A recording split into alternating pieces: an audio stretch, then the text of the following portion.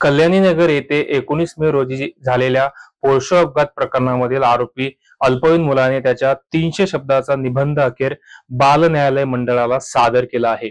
यासोबतच वाहतूक नियमांचा अभ्यास करण्यासाठी प्रादेशिक परिवहन कार्यालय अर्थात आरटीओ सोबत काम करण्याची प्रक्रिया सुरू करण्यात आल्याची माहिती सूत्रांनी दिली आहे। डॉक्टरांकडून तरुणाने व्याजाने घेतलेले पैसे वेळेत परत न दिल्याने डॉक्टर आणि गुंडांनी मिळून तरुणावर हल्ला केल्याचा प्रकार वाघोली येथे घडला। जीवन रक्षक हॉस्पिटलचा डॉक्टर विवेक गुप्ता आणि त्याचा इतर 2 साथीदार गुंड मिळून फिर्यादी प्रितेश बापना यांच्यावर हल्ला केला।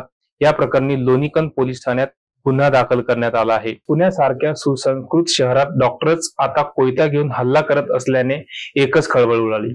भारतीय विद्यापीठ पोलिसांना मिळालेल्या गुप्त माहितीनुसार सातारा रोड परिसरात असणाऱ्या एका जिम मध्ये बॉडी बिल्डिंग साठी स्टिरॉइड इंजेक्शन वापरले जात असल्याचे समजले। त्यानुसार पोलिसांच्या कारवाईत आझम खान नावाच्या कोचने या स्टिरॉइडची विक्री केल्याचे समोर आले। या कारवाईत 13 इंजेक्शन आणि 5 सिरीज जप्त करण्यात आले।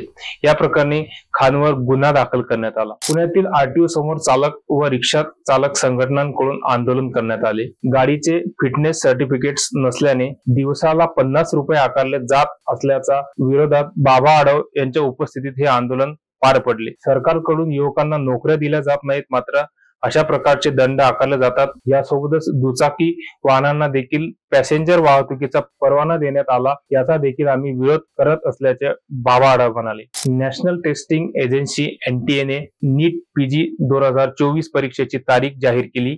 NTA नुसार ही परीक्षा 11 ऑगस्ट रोजी आयोजित केली जाईल। 2 शिफ्टमध्ये परीक्षा होणार असल्याचे यावेळी सांगण्यात आले। NTA ने SOP आणि प्रोटोकॉलचा आढावा घेतल्यानंतर या परीक्षेची नवीन तारीख जाहीर केली।